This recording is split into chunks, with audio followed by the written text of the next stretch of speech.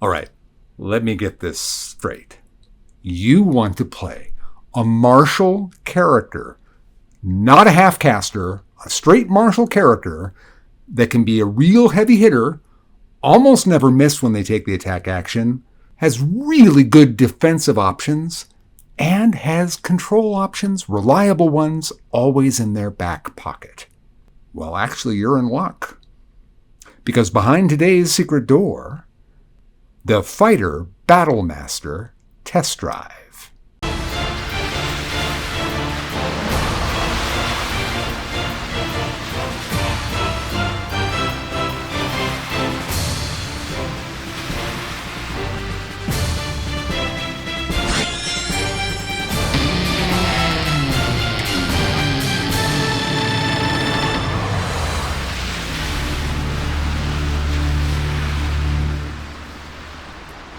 So behind today's secret door, the Fighter Battlemaster Test Drive. This is Secret Door, a channel devoted to in-depth discussion about Dungeons & Dragons, and my name is Matt Morich.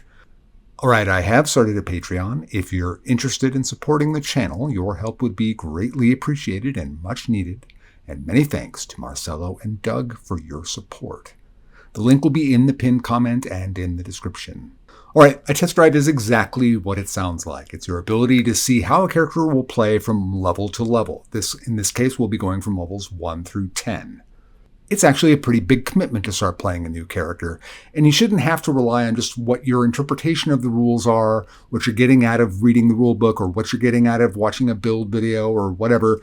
This is your chance to see how it will go level by level and how it'll feel and how it'll stack up to other characters. So it's a little bit buildish and it's a little bit guide-ish. It's a test drive. It's your chance to see how that character will play. For any of you who have been watching my content recently in the channel, my health has not been the best. I don't want to, it's not anything alarming. It's nothing serious, but it's debilitating. And I've made some mistakes in the last few months. Some that were just minor, but I still shouldn't have made them, and some that were pretty big, and I made them. So when I'm doing a test drive and my brain is perfectly wonderful, I can still make mistakes. So with those two things in mind, please do check the pinned comment. If I make a mistake in a test drive, I'm pretty often going to put it up on the screen, but always do check the pinned comment for any clarifications. It may have been an omission, something that may not have survived editing. And of course, there's the worst of all, which is one that I didn't even see was a mistake. And that's possible, especially lately. So please do check the pinned comment. But I'm going to hope that you don't have to find anything there. Okay, because we're dealing with a fighter here, there's not a whole huge range of choices, normally speaking. But this is a Battlemaster, and there's all those maneuvers. So when I go over the maneuvers, I'm going to list, there's really only 2 maneuvers that I absolutely, totally care about. They're going to be what drive everything. If you have those 2 maneuvers, anything you take after that is really fine. I think those 2 are the workhorses, and then you'll always have options. And I'm going to list what I would take as those options, but I'm going to give them as a menu so that you have a pared down. If you trust my judgment or you're interested in what I think are the better ones, you can look at those first. Now, for race, we're actually in also kind of this is going to be, I guess, a little bit more on the guide-ish side than the build side, because there isn't a specific race that really makes an impact here. I have 2 races that I personally think are probably the best choices. But the ones that are right behind them are really right behind them. I mean, they're neck and neck. So the 2 races that I would pick from would be the Orc or the Goliath, specifically the Fire Goliath. Now, the 2 that I would say are neck and neck right behind them, one is also a Goliath, and that would be the Cloud Goliath. And then the other one would be the Gnome. Now, it doesn't really matter to me what gnome you pick, because why I would think about taking a gnome is because it would wrap up a glaring problem that a character like this has, and that is the mental saving throws, or you're going to be vulnerable to them. If you take the Fire Giant, you're going to be able to basically add 3 to your DPR to anything I quote in here. Now, in the past, I've done test drives where I've just definitely taken the Fire Giant and included that in the DPR. But here I'm going to leave that part open. So you're going to see what the class will do with those scores, and then what those floating bonuses, because they are literally floating. They don't affect your round-to-round mechanics very, very much. The Fire Giant can simply drop those D10s whenever they need to. Now, with the half-orc, of course, you're going to have mobility options. You're going to have defensive options with that, because whenever you do take that bonus action dash, you're gaining some temporary hit points.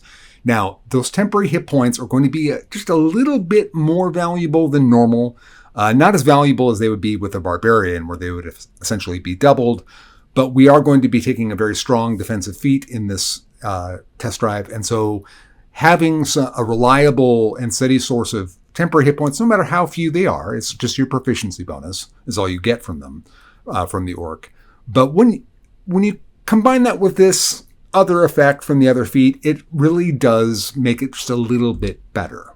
And overall, if I were to say which of these would be the most fun to play, I'm going to have to tell you it's the orc. This is going to be a very thorough examination of the numbers, and it's going to be a very thorough examination of how taking every little advantage you can get adds up.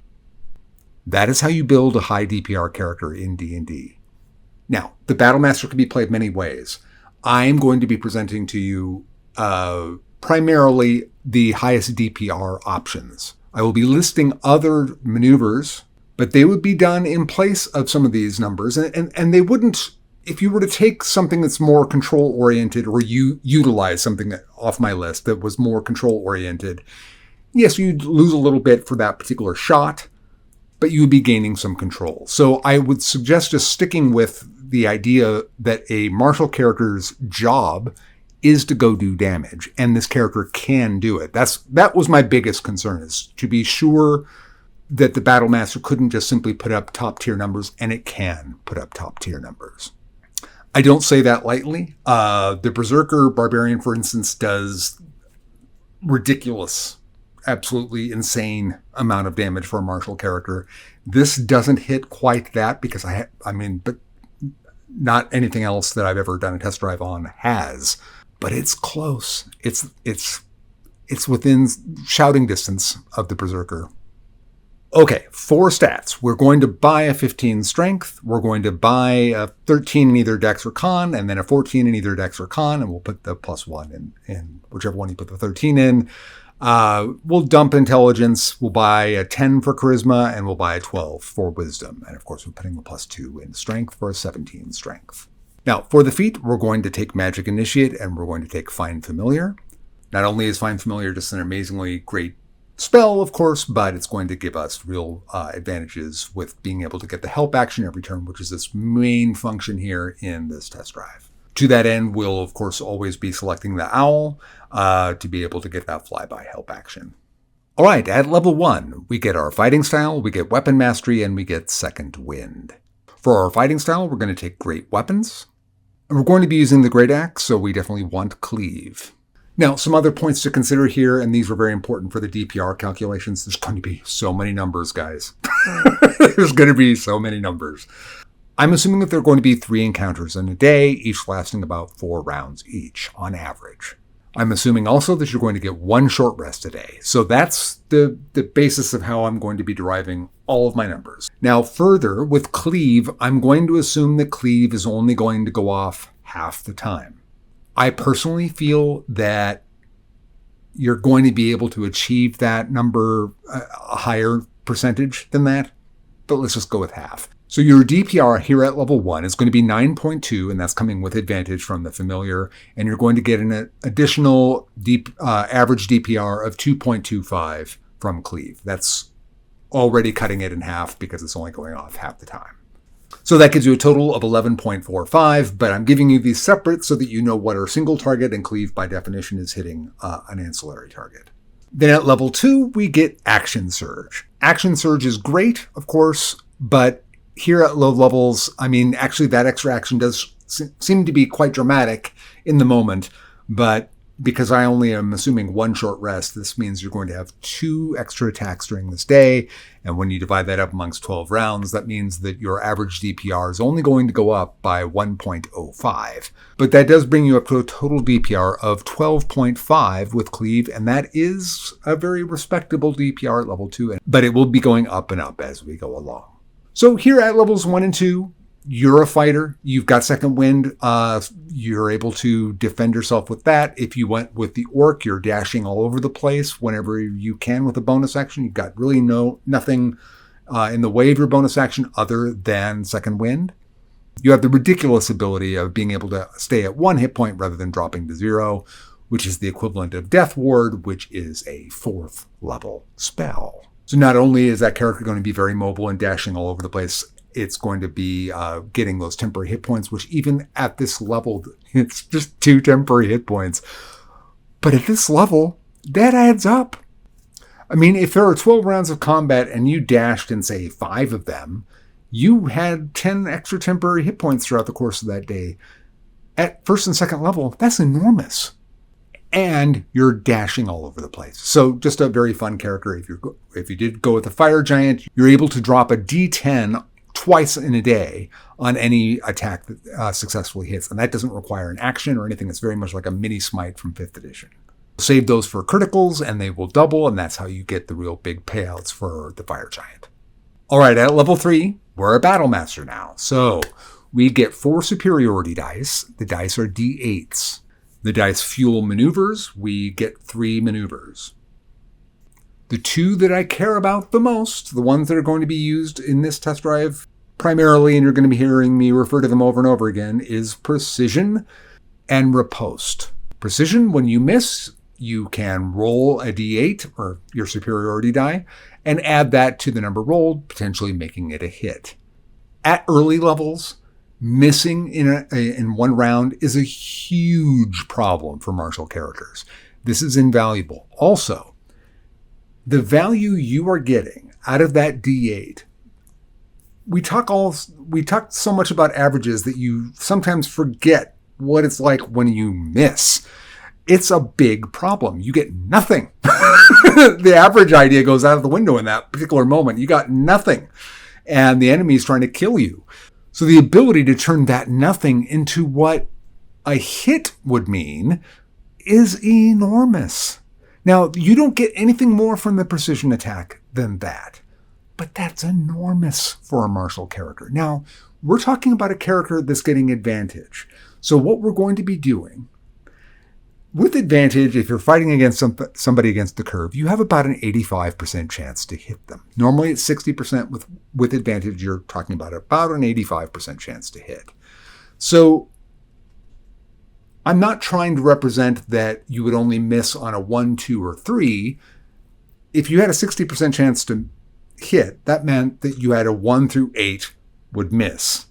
How close were you to being at the 8 is the question. And obviously, with 2 dice, you're going to have one of them that's going to be in that higher rank most of the time. I guess what I should say is there's going to be anecdotal times where that's just not the case. Abnormal kind of times where that's not the case. This is where precision attack really shines, is that if you have advantage and you miss, and you will miss with advantage, all you need is a very small number to turn that into a hit. And you'll know. So if you know that you missed by 2, then grab that die and roll it. The reward is enormous. So you're talking about your full value hit, which in this case is not ginormous just yet. With great weapon fighting and with the axe, you're talking about 7 and then 3 from strength. So you're talking about 10. And then, of course, that will also affect cleave. Now, in those 12 rounds of combat that I have, with an 85% chance, that shows me that you're going to miss probably twice out of those 10. But in most cases, I'm going to find that in one of those misses, of those 2 misses, all you would need is something like a 1 or better to make it into a hit. You just needed that little push. In the other one, you have about a 75% chance of turning that into a hit. So that's why I'm saying keep it at a 1, 2, or 3 that you need to make it into a hit. So I have included in the DPR You get your superiority dice back on a short rest. I've included in the DPR 2 that will be used for that advantage attack for those 2 misses. One turns it into an absolute hit. One turns it into a 75% value. That's about as close as I can get to giving you some kind of accurate representation of how good that precision die can be. So until we hit level 5, you're only got the 1 attack with advantage. So you're really only, out of those 12 attacks that you're going to be making, I have you missing only possibly a 25% chance of you missing once. Sounds pretty good, doesn't it? And then we get to riposte. So what riposte will give you is when you are missed, you're going to be able to spend that superiority die, use your reaction, and make a melee attack against the target that just attacked you. You're also going to be able to make that that superiority die as an add-on to damage. The riposte can actually be worth more than the attack action. And that is crazy. But it's important for how we're doing this that you understand the value of riposte here.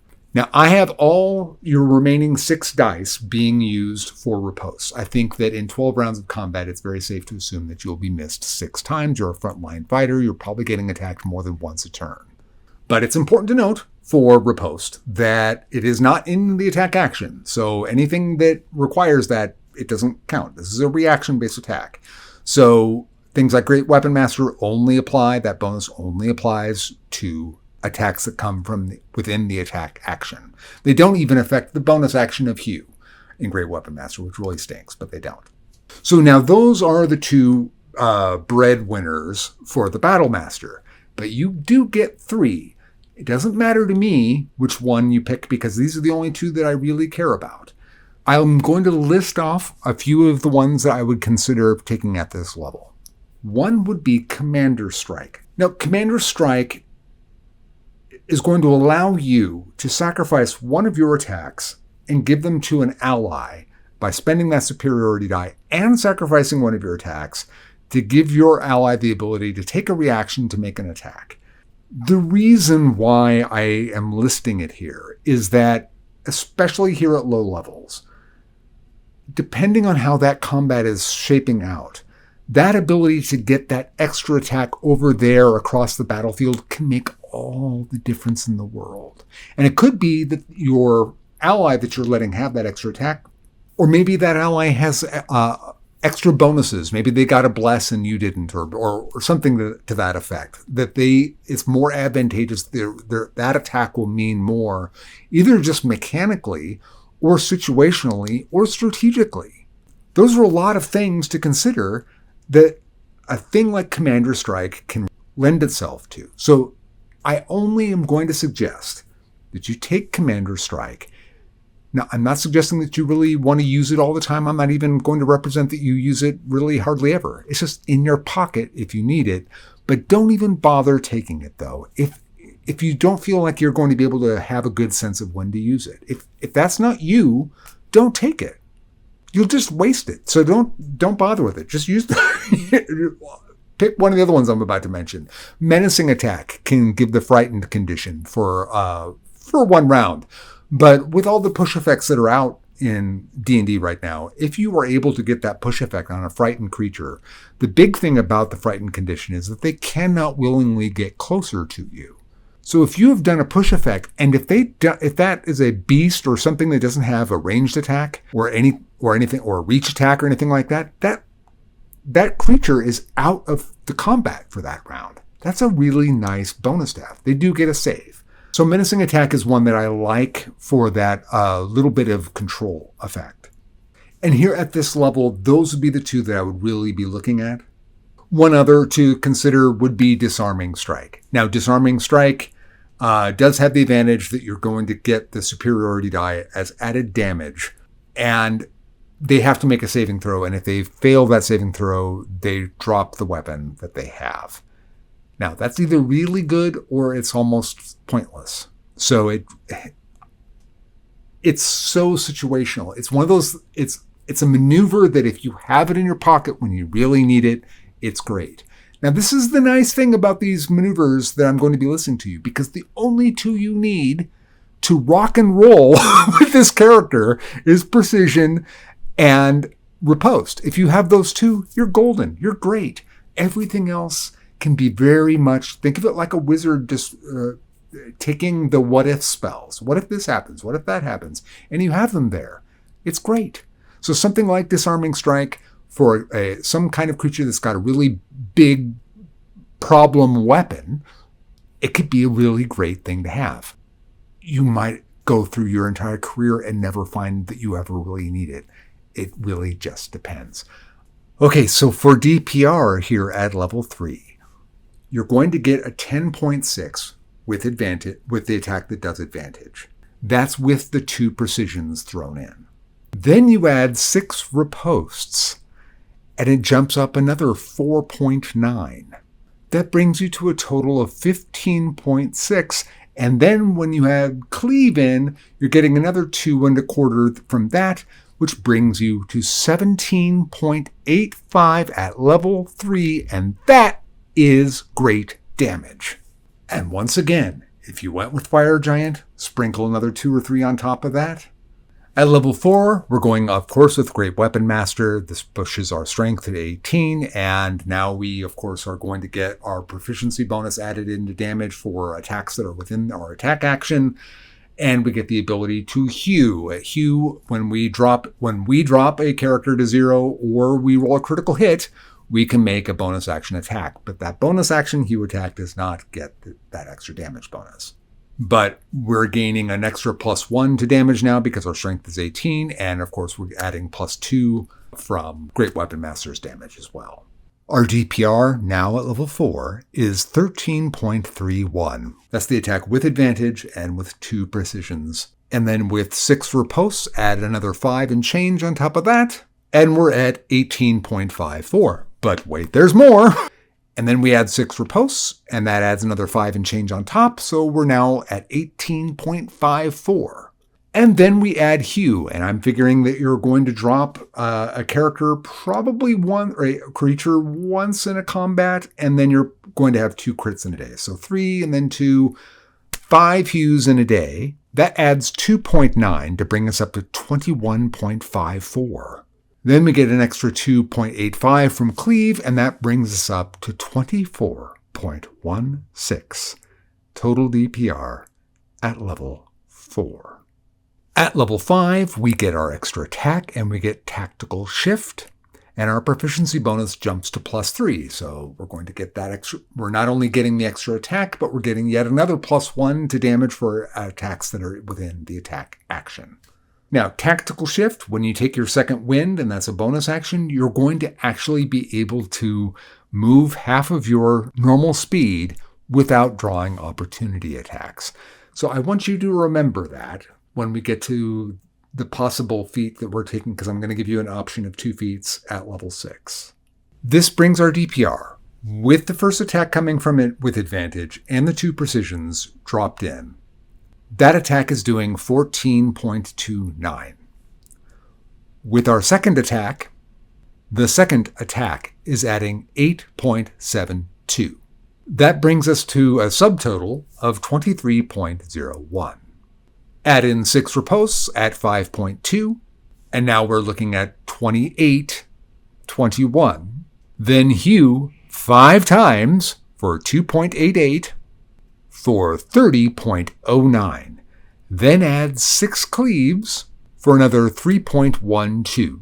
That brings us to 33.21. Then the action surges would add another 2.9, and that brings us to 36.11, and that is great damage. And again, if you went Fire Giant, just sprinkle another couple of points on top of that. Great damage. Now, at level 6, we get an additional ASI. I'm going to give you 2 choices. If you went with Orc, and really only if you went with Orc, not necessarily only, but I think that they're the only ones that really are going to get the most value out of this, I would go with Charger.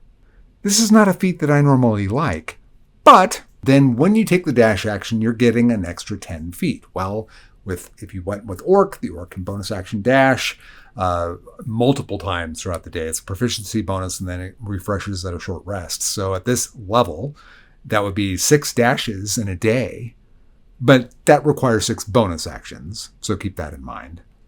But that means that you'd be adding 10 on to all of those. And of course, you're getting the temporary hit points when you do that. But now you get the bonus to the charge, which is really what I'm looking for here. So if you move 10 feet before you make a melee attack as part of the attack action with Charger, then you're able, once per turn, to add an extra d8 to the damage total.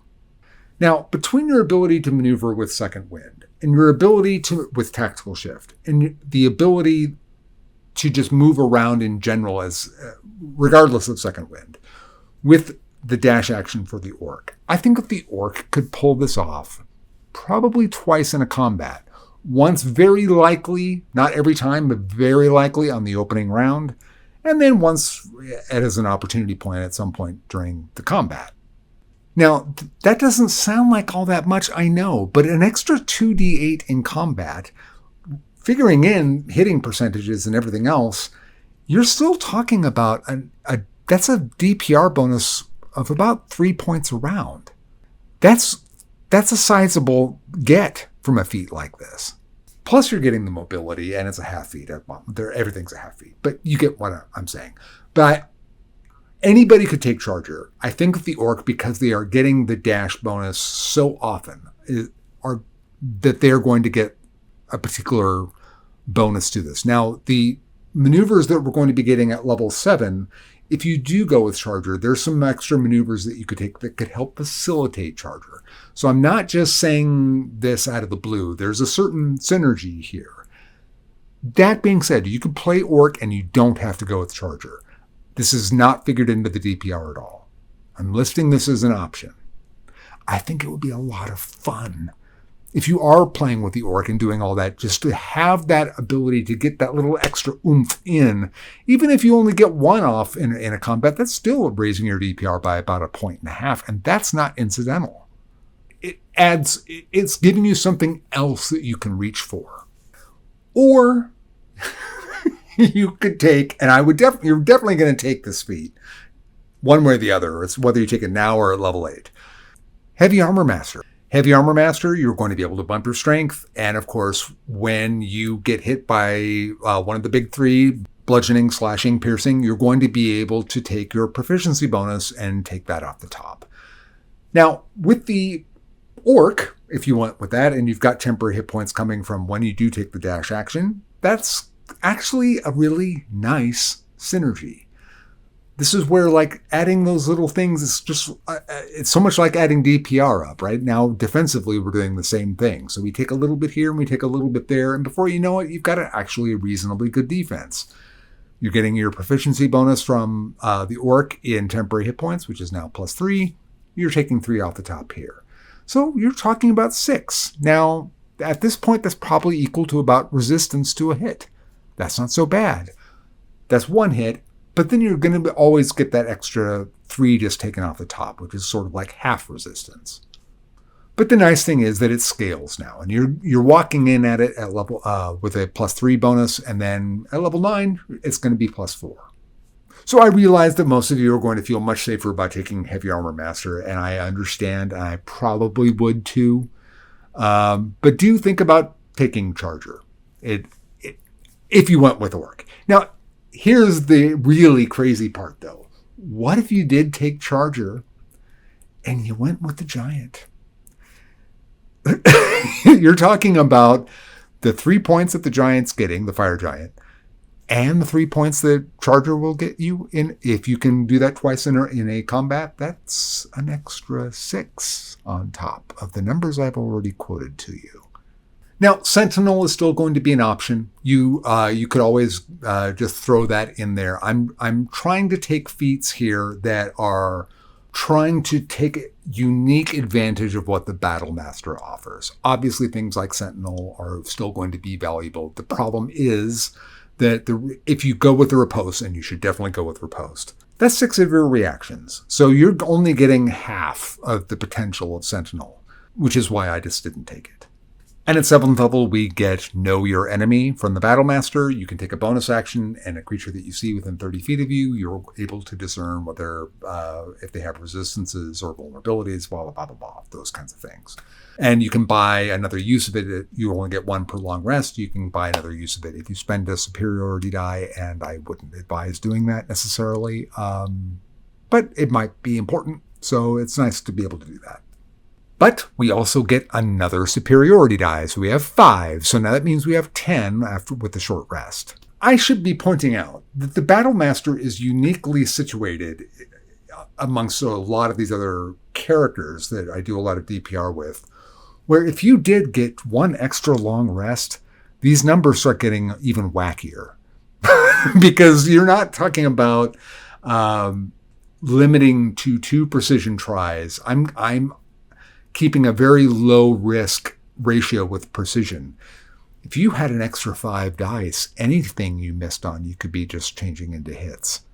Or whatever, more ripostes, or this, more that, or whatever. You would have a lot more options. So if you're sitting at a table that you're getting more than 1 short rest in a day routinely, then you are this plus a whole bunch more.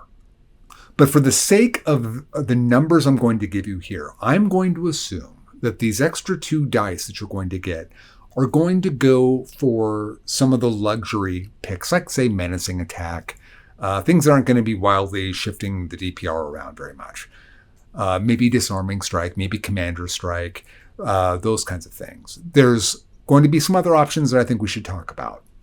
One of them is Evasive Footwork, and the other is Maneuvering Attack. Now, there are a lot of other maneuvers, and like I said, almost all of them are pretty good. I'm picking out the ones that I think are just edging things out enough that these are the ones I think you should be paying attention to first. So overall, Menacing Attack, Commander Strike, Evasive Footwork, Maneuvering Attack, maybe Disarming Strike are the 5 that I would really be taking a close look at here. You've got a total of 5 maneuvers now. You've already got 2 for sure locked up with Precision and Riposte. You need to pick 3 more out of the 5 that I'm listing here. With Evasive Footwork, you are taking a bonus action and you're spending a dice. This gives you the ability to take the Disengage action. And when you do, the die roll for your superiority die adds to your AC until the end of until the beginning of your next turn. Now, this is a real toy kind of pick for me.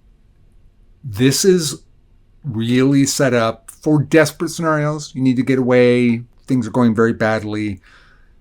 I like having those kinds of escape kind of abilities. But it also, and this is the toy part of it, if you did go with Charger, this can really set up Charger very beautifully. Maneuvering Attack is just objectively great as an option. It's still kind of a luxury pick, which is why I'm saving it for now. I mean, you might have been able to take it as the 3rd option. It just depends on, from earlier, it just depends on what your priorities are. But this is the one that is not a toy. This is a great pick if you see yourself as sort of the you don't have to be party leader, but, the tactical leader. It's very reminiscent of the Glamour Bard. So you spend the superiority die on the attack, and then a creature you see that's willing can move, spend their reaction and move half their movement without incurring opportunity attacks. Very, very, very useful. This is strictly a tactical thing. It's not going to be something that's going to really blow up in numbers, but it allows you to rearrange things on the battlefield. Now, I would only use this sparingly. Like I said, we have 2 extra dice. That's kind of how I would look at it. If you spent 2 of them in the course of a day on maneuvering, that would be plenty. Maybe 1 per combat, and you could take a very minor hit into your DPR. 1 less riposte is not going to kill you. So a lot of options here. So if we look at it, you're never missing. You're able to take maybe 5 ripostes instead of 6. I'm including 6, but in my numbers. But you could go downgrade to 5 to allow you to have 1 extra maneuvering attack or whatever. 1 extra bonus in every combat is nice. It gives you a lot of flexibility. And at 8th level, we of course get another ASI. And here we are going to take whatever we didn't take at the last level.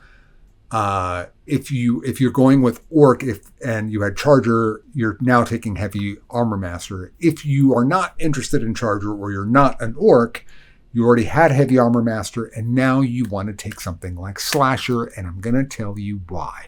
Not a huge fan of this feat, but again, this works beautifully with the Battlemaster because of Riposte. Once per turn, if you hit with slashing damage, you're able to reduce their movement, their speed, by 10 feet. Riposte is happening on a different turn. So your target that you hit in your turn, you could be dropping by 10 feet, and then you riposte them and drop them another 10 feet. Now, that's where you start getting into really, dropping somebody by 10 feet can be important. I've never oohed and awed over that. But when you start talking about 20 feet or more of dropping and movement, you start really crippling something.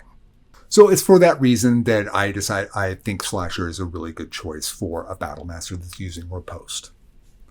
Now, the other thing that you could be doing with those 2 extra dice is using them for precision for your second attack without advantage.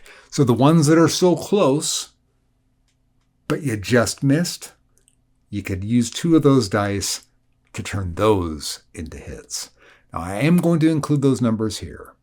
So your first attack in DPR, here at level 8, is 15.45 using 2 dice for precision. Your second attack would get you 9.35 without using precision. But if you did use 2 precisions on ones that were very close, meaning a 1, 2, or 3 on that 8-sided dice, would add a little bit more than another 2 to your DPR on that attack. That brings you to 26.95 for your first 2 attacks. Then we get 5 Hue attacks. That adds 3.14, and that brings us to 30.09. Then 6 Ripostes, giving us 5.21 to our DPR, and that brings us to 35.3. 2 Action Surges, which net a total of 4 extra attacks in the day.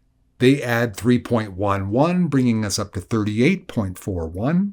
Then 6 Cleaves, adding 3.17, and that brings our total to 41.585. At level 8, that's really great damage, folks, and a lot of fun. If you think, I know it's just numbers all over the place. Yeah, but if you think about all the things you're doing, you're having a gas. And now we get to level 9, and we get 1 use of Indomitable, and we get Tactical Master. So when you're in combat and you're going to use your weapon mastery, if you want to use Push, Slow, or Sap, you can. Now think about everything we just talked about here. With Slasher, you could do it twice. Then you could pick Slow to just drop them to nothing. If you had Menacing Attack and you had them afraid, you could push them. If you really want Riposte to be going off, you could Sap them. It's beautiful. The synergy all throughout this is gloriously interesting to me. I'll be honest with you, I have never really been very excited about the Battlemaster, but I really like it now. And once again, if you went with Charger, you sprinkle another 3 on top of DPR. With the Fire Giant, add another 3. We're at level 9, so our proficiency bonus went up to 4, which raises our DPR up again to about 43 points. And then those can sprinkle on top. And then we're going to get to level 10, and our die goes up to a D10. And so all of this adds up yet again. And then we're not going to cover level 11 here, but when you do get to level 11, you get 3 attacks. And then your Action Surge means that means that you are netting at level 11 with 2 Action Surges and getting 3 attacks. You are netting 14 more attacks in a day. It's staggeringly good. So you're going to be just behind that Berserker Barbarian, or something that can do what the Berserker Barbarian can do in terms of damage, because there's going to be all kinds of builds out there. I'm just talking about the pure types. Regardless, you're going to be right there, and you're going to have those kind of options that we've been talking about throughout this. It's a fun character. All right. Well, that's all I've got. If you enjoyed the video, please like, please share, please subscribe. And if you're stuck and you don't know where to go, you can always search for a secret door. Until next time, I cast bless on all of you.